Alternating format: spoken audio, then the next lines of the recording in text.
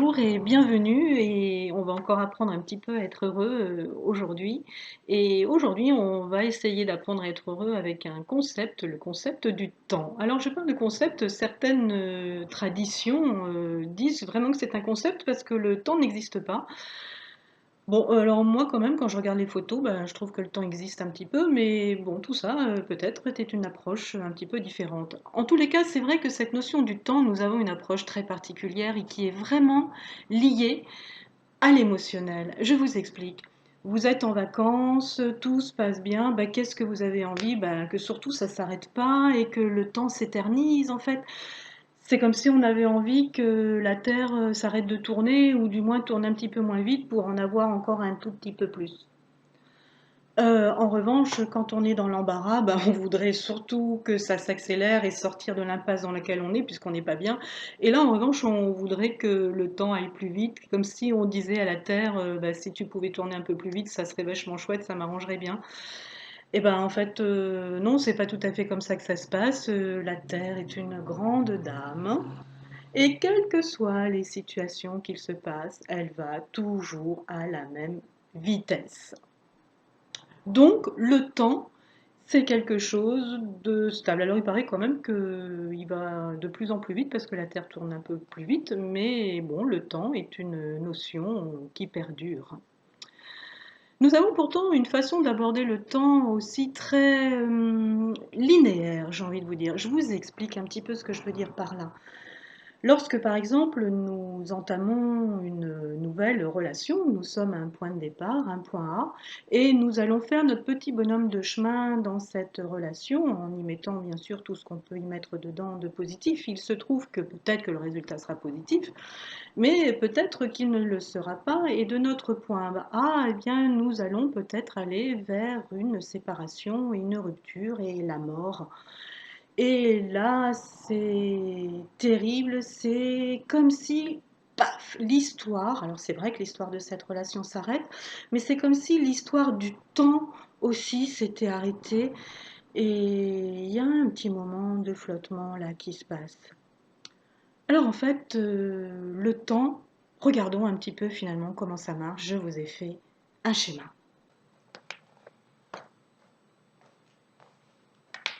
Alors, voyons voir comment ça fonctionne cette histoire.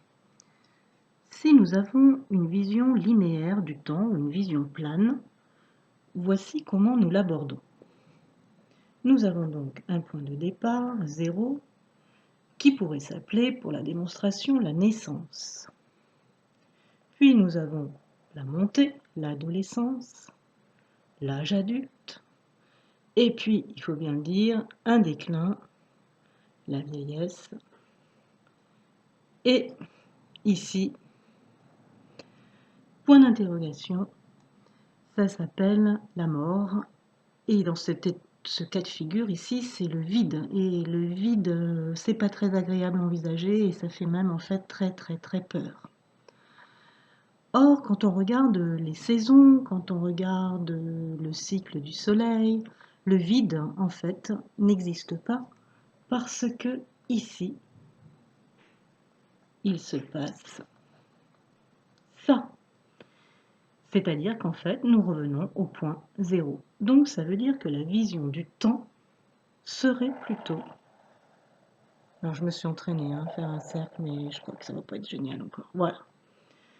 Serait plutôt un cercle avec la naissance, l'apothéose, le déclin, le vide ici, qu'on pourrait revoir là. Pardon.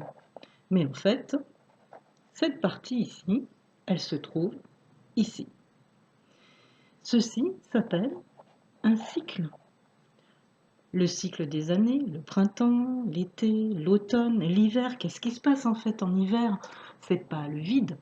En hiver, c'est la graine sous la terre qui se prépare à un nouveau printemps.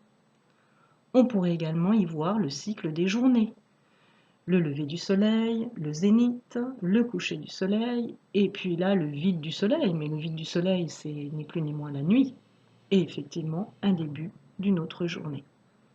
Donc nous avons une vision du temps circulaire ou cyclique.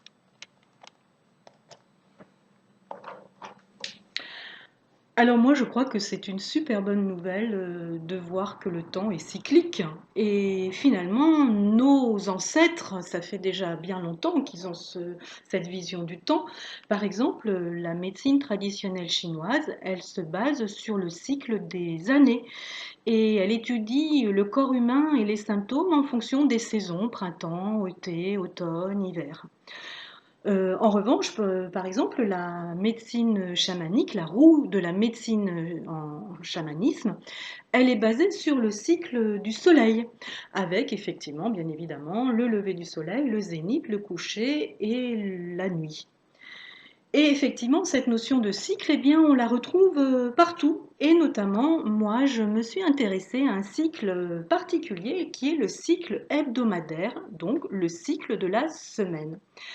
Il m'intéresse beaucoup ce cycle de la semaine. Grâce à lui, j'ai pu faire le lien pour travailler sur ce que j'ai appelé l'intégration personnelle, je vous en parlerai, et les 7 dons donc de cette semaine qui me permet de dépasser quelque chose qui me fait beaucoup souffrir quand je ne l'ai pas dépassé et qui s'appelle la notion de la toute-puissance. Et bien grâce à l'intégration personnelle et au cycle de la semaine, nous allons pouvoir vivre pareil des cycles et des étapes qui nous permettent de prendre conscience de cette toute-puissance et donc de la dépasser.